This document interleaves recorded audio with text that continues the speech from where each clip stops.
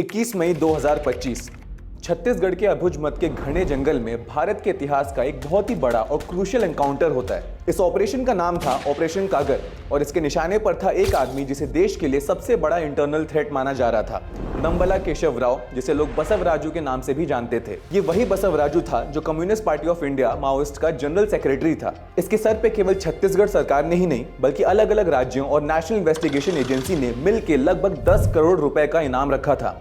अकेले छत्तीसगढ़ की सरकार का ही इनाम 1 करोड़ का था। ऑपरेशन कागर लगभग 70 घंटे तक चला। इसमें छत्तीसगढ़ के district reserve guard, special task force और सीआरपीएफ के जवानों ने मिलकर काम किया। पिछले 15 दिनों से इंटेलिजेंस इनपुट्स इकट्ठा हो रहे थे। आंध्र प्रदेश और सरेंडर किए हुए कुछ माओइस्ट कैडर से जानकारी मिली थी कि बसवराजू और इसकी कोर टीम अबुझमत के जंगल में कैंप कर रही है। नारायणपुर, बीजापुर और दांतेवाड़ा के ट्राई जंक्शन के पास के इस एरिया में जवानों ने सर्च ऑपरेशन स्टार्ट किया। जैसे ही जवान लेकावाड़ा और बोटेर गांव के पास पहुंचे, वहां उन पर माओइस्ट ने अचानक से फायरिंग शुरू कर दी। जवानों ने तुरंत जवाब दिया और लगभग 3 दिन तक जंगल में एनकाउंटर चलता रहा। आखिर में इस संघर्ष में 27 माओइस्ट मारे गए, जिसमें बसवराजू भी शामिल था। इस ऑपरेशन में एक डीआरजी जवान भी शहीद हुआ और कुछ और जवान घायल भी हुए। साइट से मॉडर्न ऑटोमेटिक वेपन्स, आईईडीज और कई तरह के एक्सप्लोजिव मटेरियल्स भी मिले। इससे यह भी कंफर्म हो गया कि ये लोग कोई छोटी मोटी यूनिट नहीं थे, बल्कि ये माओइस्ट मूवमेंट के सबसे बड़े कोर लीडर्स और ट्रेन फाइटर्स का ग्रुप था। बसवराजू के बारे में अगर डिटेल में बात करें तो ये आदमी सिर्फ एक मिलिटेंट नहीं था, इसका बैकग्राउंड टेक्निकल था। ये 1955 में आंध्र प्रदेश के श्रीकाकुलम डिस्ट्रिक्ट के जियानापेट गांव में पैदा हुआ। बीटेक की डिग्री एनआईटी वरंगल से ली थी। उसके बाद इसने अपना इंजीनियरिंग नॉलेज नक्सल मूवमेंट के लिए यूज किया। एक्सप्लोजिव्स, लैंडमाइंस, एम्बुश प्लानिंग सब में एक्सपर्ट था। 1987 में इसने एलटीटीई यानी श्रीलंका के liberation tigers of Tamil Eelam से गुएरिला ट्रेनिंग भी ली।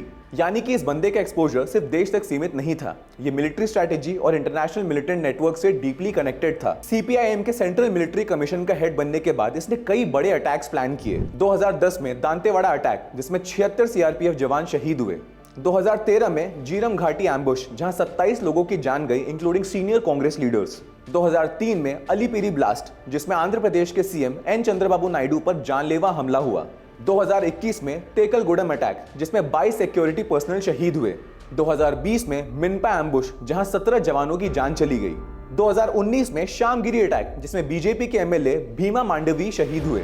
ये सब दिखाता है कि बसवराजू एक मास्टरमाइंड था। इसे नक्सल मूवमेंट का स्ट्रेटेजिक ब्रेन माना जाता था। ये आदमी जंगल के अंदर 3 लेयर की सिक्योरिटी के साथ रहता था। इसको ढूंढना और एलिमिनेट करना एक बहुत बड़ा चैलेंज था। बसवराजू को 2018 में मुप्पला लक्ष्मण राव, जिसे गणपति के नाम से भी जाना जाता था, उसके बाद सीपीआईएम का जनरल सेक्रेटरी बनाया गया।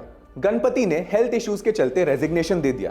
तब से बसवराजू नक्सल आइडियोलॉजी और उसके वायलेंट एग्जीक्यूशन का प्रमुख नेता बन गया। ऑपरेशन कागर के जरिए इस मास्टरमाइंड को खत्म करना सरकार के लिए एक बहुत बड़ी स्ट्रेटेजिक और साइकोलॉजिकल विक्ट्री है।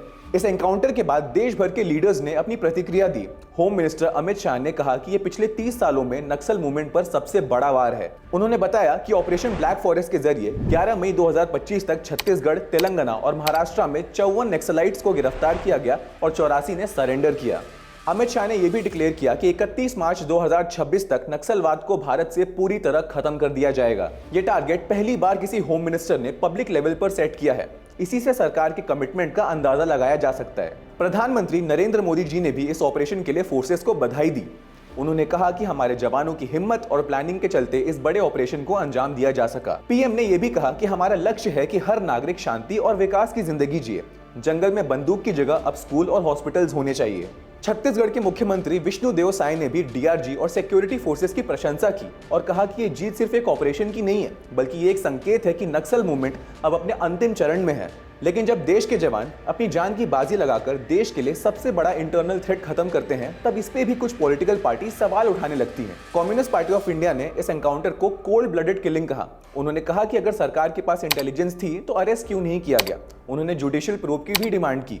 ऐसे समय में यह सोचने की बात है कि क्या हम उन लोगों के प्रति ज्यादा संवेदनशील हो रहे हैं जो देश के अंदर बंदूक के जरिए डेमोक्रेसी को चैलेंज कर रहे हैं। जो पार्टीज माओइस्ट के लिए सिंपैथी जता रही हैं, उनका यह अप्रोच कॉमन लोगों के लिए क्या मैसेज देता है? जब एक डेमोक्रेटिक कंट्री में सिस्टम के अंदर विकल्प अवेलेबल हैं, तो बंदूक उठाना कभी जस्टिफाई नहीं हो सकता। सीपीआईएमएल ने तो सीधा इसे स्टेट स्पॉन्सर्ड असैसिनेशन तक कह दिया। ये वही लोग हैं जो हर बार सिक्योरिटी फोर्सेस के ऑपरेशन को ऑपरेसिव दिखाने की कोशिश करते हैं, लेकिन एक बार भी उन 76 सीआरपीएफ जवानों के लिए नहीं बोलते जो 2010 में दांतेवाड़ा में शहीद हुए थे। ये वही सिलेक्टिव आउटरीच है जो डेमोक्रेसी के नाम पर अंडरग्राउंड वायलेंस को पॉलिटिकल कवर देने की कोशिश करता है। ये अप्रोच सिर्फ सिक्योरिटी फोर्सेस का मोरल डाउन नहीं करता, बल्कि इनडायरेक्टली ऐसे वायलेंट आइडियोलॉजीज को लेजिटिमेसी देता है। और ये कोई नेशनल लेवल तक सीमित नहीं है।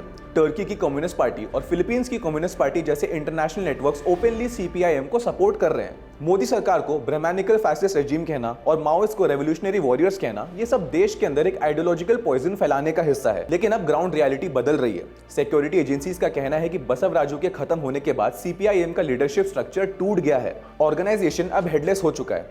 कई माओइस्ट स्ट्रॉन्गहोल्ड्स में अब शांति है। कैडर्स सरेंडर कर रहे हैं। जंगल में विकास का काम शुरू हो गया है। ऑपरेशन कागर नक्सलिज्म के खिलाफ एक बोल्ड और डिसाइसिव कदम था, और इसके लिए जो भी पॉलिटिकल और एडमिनिस्ट्रेटिव लीडरशिप जिम्मेदार है, उन्होंने एक इंपॉर्टेंट मैसेज दिया है कि भारत में अब बंदूक की जगह सिर्फ संविधान चलेगा। हमारे प्रधानमंत्री और गृह मंत्री ने ये क्लियर मैसेज दिया है कि अगर इस देश में रहना है तो देश के कानून और लोकतंत्र का पालन करना होगा, और अगर कोई हमारे देशवासियों या हमारे जवानों के खिलाफ कुछ भी करता है तो उसका अंजाम वही होगा जो आज बसवराजू का हुआ है। जय हिंद।